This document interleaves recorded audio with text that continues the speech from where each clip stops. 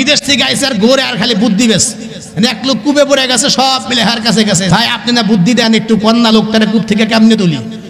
লম্বা একটা রশি নিয়ে আস, রশি ছেড়ে দাও, ওরা ধরতে কও। উপর থেকে 8-10 জন হেইও কয় টান দেওয়া উঠে আসবে।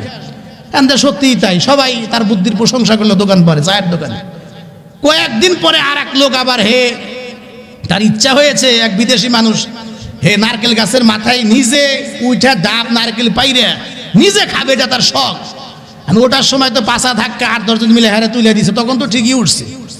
গাছের মাথায় উঠে গাছ জড়ায় ধইরা নিচের দিকে তাকায় কান্নাকাটি শুরু করছে, ইয়া আল্লাহ, এত উপরে উঠছে আর নামবো কেমনে? এত উপরে উঠে কান্নাকাটি শুরু করছে। এখন তো বিপদ কি ছোট না বড়? ওরে নামাইবো কেরা এখন? দৌড়ে ওই বুদ্ধিজীবীর কাছে গেছে, ভাই ও ভাই, সেদিন যে এক লোক কূপে পড়ছে আপনি বলছিলেন, বুদ্ধি দিছিলেন, লোকটা আজও পাইছে আছে, মাশাআল্লাহ খুব সুন্দর। তা আজকে যে আমাদের এক ভাই নারকেল গাছের মাথায় উঠছে, হ্যাঁ নামাই কেমনে? কান্নাকাটি শুরু করছে। ওই যে একবারে সহজ বুদ্ধি, কেমনে?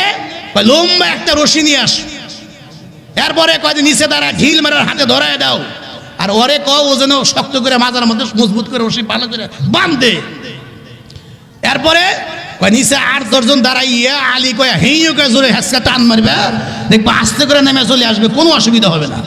কূপ থেকে তোলার বুদ্ধি আর গাছ থেকে নামানোর বুদ্ধি কি একই বুদ্ধি? কথা কন না কেন? ওর বুদ্ধি শুনে যেই মাজার মধ্যে রশি বাঁধছে নিচ থেকে 8-10 জন নিয়ে ইয়া আলী কয়া হেঁচকা যে টান মারছে, ওর পাশা গিয়া ওই নারকেল গাছে গোড়ায় লাগছে আর মাথা যা ফ্লোরের উপরে পড়ছে, জাগাই শেষ।